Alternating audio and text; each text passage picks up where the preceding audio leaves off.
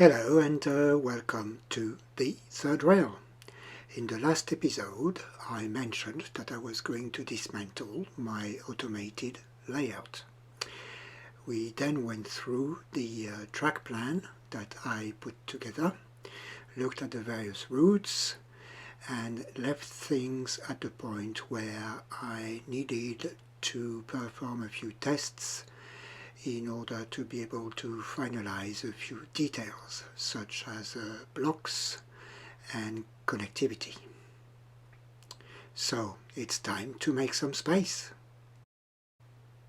Over the last few days I spent quite a lot of time in my very cold garage and started dismantling the layout. I'm quite a methodical person in my dismantling.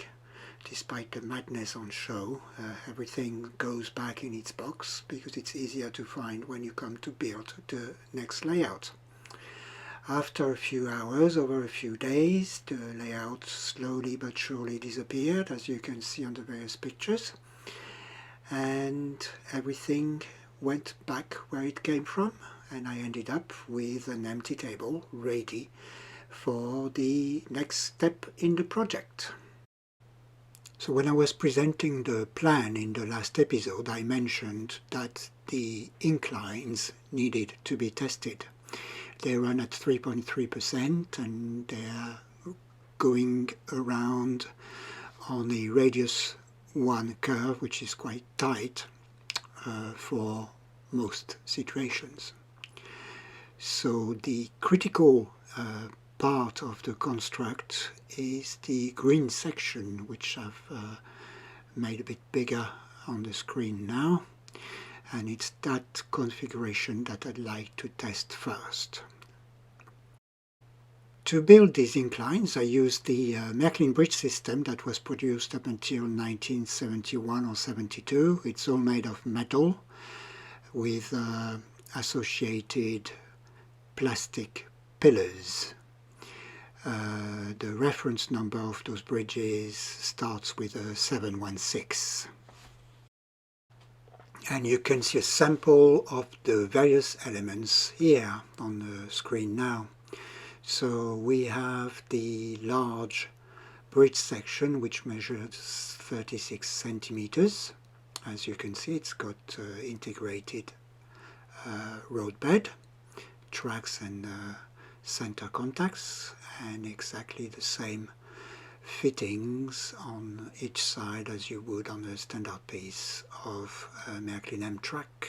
And you have curved ram sections, which are radius 1 curves. They correspond to the Märklin 500 track element.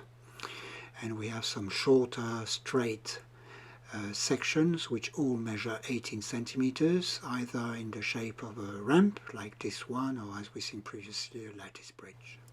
All these elements are supported by a system of pillars.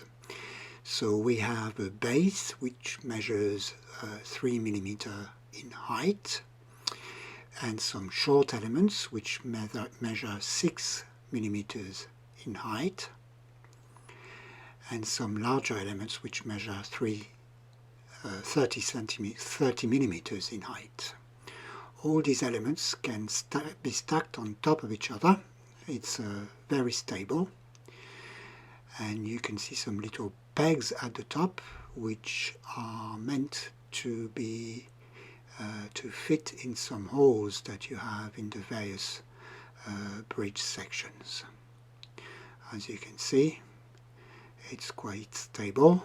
There's no need for a screw, and it's meant to be dismantled and put back together over and over again. So I briefly show you how a bridge element fits on top of those pillars. So as you can see, you've got little holes in each corner of this ram section. And then you can fit the pegs of the pillar elements into those holes, and that gives a very stable base for your trains to run on. So there's also a system of catenary that will fit onto those bridge elements. As you can see here, there's a special base for them. So there's a sliding part of the base which allows to adjust the position of the mast, and there's a little plastic latch that is meant to fit on a slot on the side of the element, the bridge element. So if you see where my finger is now, there's a little slot. There's 4 of them on each bridge element, and this is where your catenary masts are meant to be attached. And to do this, you can see there's a little plastic latch. We just slide it into the slot, push it firmly in place,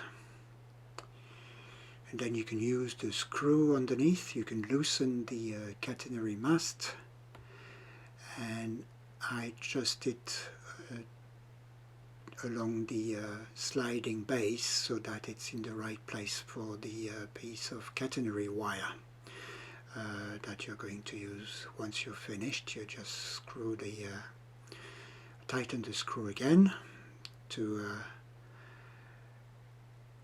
make sure it doesn't move, which I'm doing very poorly with my fat fingers, but this is how it works. And then you put it back on the pillars. There we go. That's the bridge system in 20 seconds.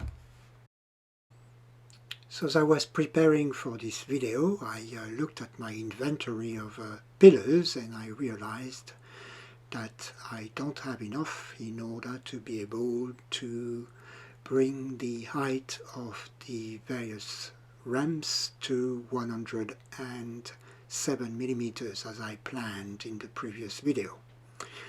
The maximum I can go to is 90 millimeters.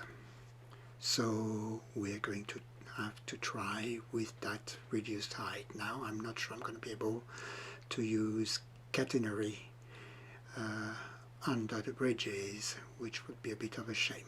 We'll see. So, not deterred by this minor setback, I took the configuration of the incline and used it for my tests. As you can see here, I simply laid an equivalent section of track and then proceeded to a higher section. I find it easier to lay the pillar groups first and then lay the track on top of them. I also did a quick height test for the catenary, and there's ample space. Märklin is being too cautious with their heights. And in the end, I managed to get this wonderful oval. And I've laid out our first victim for the test, which is this little freight train with 10 heavy coal freight cars, and a logo you've seen recently on one of my running session videos.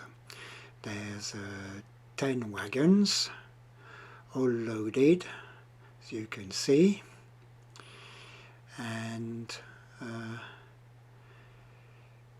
we can have another look at the oval. The train will come from the other direction, of course, but this is our test rig. So let's give this loco a spin. We'll start at speed setting 100, which is very low. That's nearly shunting speed. But the locomotive, slowly but surely, goes up the inclines and pulls its carriages. So, no problem there. I'm going that slow to also test how the power distribution is working with a single power feed on this oval. For the moment, that's okay. I might need to clean one or the other element, but apart from that, no problem.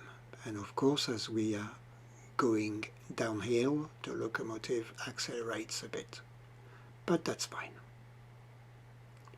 Right, let's see now on my usual speed for my trains, which is about around the 150 mark. Yeah, it's much better, no problem. It's fine. Yeah, that's going faster during in the downhill section, but that's fine, absolutely fine. The locomotive is not struggling at all. It's going a bit slower uphill, but that's perfectly normal and acceptable. Yeah, fine. What was I worried about? Right. Let's try a heavy passenger train now. I've put 6 of my worst carriages behind that poor 3161. You see 3 of them have got interior lighting, so they've got an additional pickup shoe which increases the friction, and those carriages are the worst. They're in a box I have. They're rusty and not maintained at all. As you can see, the locomotive manages to pull them uphill with no problem. Still going a bit faster downhill, but that's acceptable. Oop, makes it stop. Let's go back. Right, well, with 2 well-maintained locomotives, that's fine. Let's see how it's going to work with a locomotive that's not been maintained at all. So I've got this E103 on a 150 speed setting, and as you can see, it's just going extremely slowly, nearly grinding to a halt. Now that locomotive I haven't touched for probably over a year. I just took it out of its box today.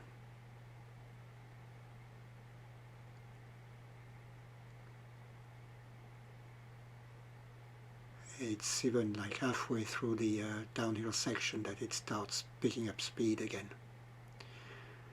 Yes, so let's try again, see if it's warming up. No, it's the same. This thing needs this poor thing, I should better say, needs a good bit of maintenance, and I'm sure it will be transformed on here.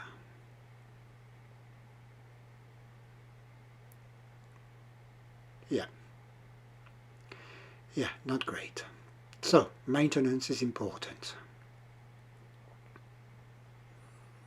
Now let's try another non-maintained locomotive with the goods train this time. So that locomotive, it's even worse. I think it's probably 2 or 3 years I've not touched it. 150 speed setting, it's just doing absolutely nothing. Well, not nothing. It is going up, but it's extremely slow. It's struggling a lot. And even grinding to a halt.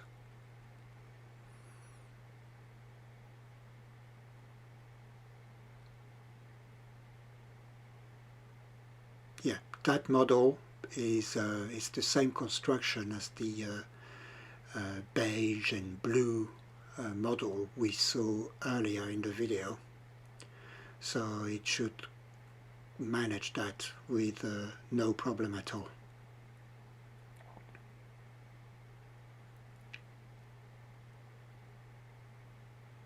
Even like giving it, yeah, I have to give it nearly 250 for it to do a good speed. Right. This goes to show the importance of maintenance. So I'd qualify the test as a successful one. We now need to finalize the plan. That means adding some blocks, labeling the various accessories and their connections, and finally get on to building. But that will be the topic of the next episode. So, I'd like to thank you very much for watching. It's very much appreciated. I'd also like to thank the recent subscribers to the channel. It's very nice to see that people are interested in what I produce, so much so that they subscribe to be notified to any new uploads on the channel. Very rewarding. Thank you very much again. For now, I shall say bye, and until next time.